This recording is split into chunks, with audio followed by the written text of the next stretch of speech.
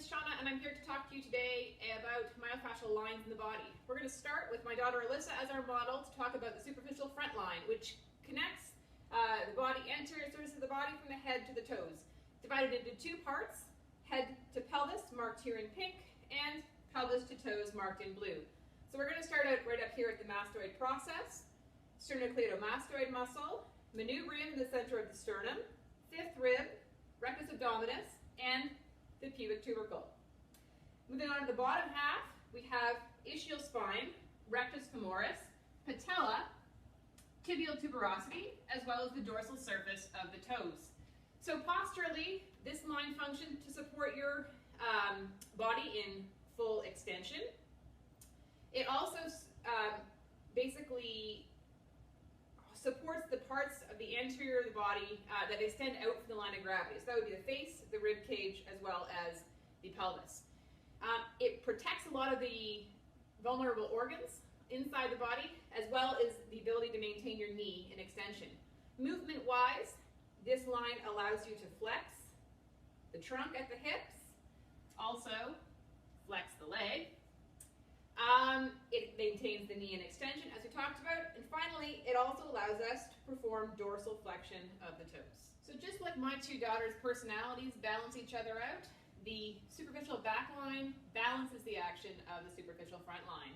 It starts actually up here on the brow ridge, continues along to the occipital ridge, erector spinae, down to the ischial tuberosity, the hamstrings, and the condyles of the femur. That's the top half, which basically connects the brow down to the knee. Now the bottom half is the knee to the toes, and that includes the gastrocnemius, the Achilles tendon and calcaneus bone at the back of the ankle, as well as the plantar fascia and the dorsal or the plantar surface of the toes. So posturally, this line, as I said, balances out the front line. It supports the body in full extension. Movement-wise, it allows you to extend and hyperextend the torso. It allows for flexion of the knees, as well as plantar flexion of the foot and ankle. Lateral line. So this one provides stability for the body in the frontal plane. Starts down here in the middle of the inside of the foot, wraps around under the foot, up to the ankle, follows right up the outside of the body, through the knee, up to the hip, crisscrosses along the torso, then goes under the shoulder, and up here up to the mastoid process. So the key points are mastoid process, ribs, iliac crest, as well as the tibia, fibula, and then down to your toes. Posturally, this line provides balance to the left and right in the frontal plane, and it mediates forces that are traveling along other lines. Movement-wise, the lateral line allows for a lateral bend, this way, a lateral bend, as well as hip abduction and foot eversion, which is a little bit hard to see, but eversion of the foot, bending the foot out to the side. The spiral line loops around the body in two helices, kind of like a giant molecule of DNA wrapped around your body. So we start up here at the side of the skull. It crosses in the back and comes over the shoulder.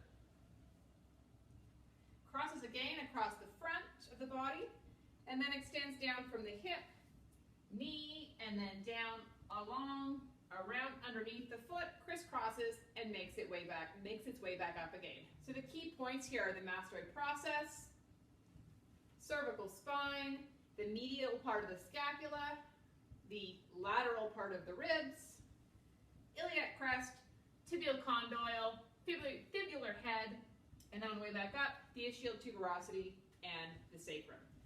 Posturally, the spiral line balances you in all planes. It helps out with knee tracking during walking.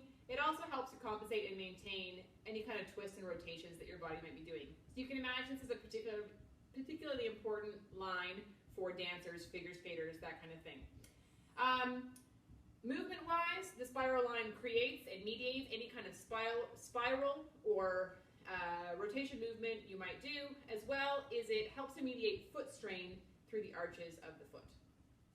So finally, we're going to talk about the functional lines. Functional lines, similar to the spiral lines, in that they always function in helical patterns, and you can think about them as an extension of the spiral line actually in the limbs of the body. Interestingly, they don't actually play much of a postural role at all. It's almost strictly movement. They add power and precision to movement of the limbs by linking the sides of the body together. For example, when a pitcher throws a ball, they don't stand perfectly still and just use your arm. They move the entire body. That's a role of the play of the functional line. Similarly, a soccer player doesn't stand perfectly straight and kick a ball. Soccer players use their arms to get lots of momentum to kick the ball. Lots of power comes from these functional lines. So the key points in the back functional line: humerus, latissimus dorsi, sacrum, gluteal muscles, femur, vastus lateralis in the hamstring group, the patella, and the tibia.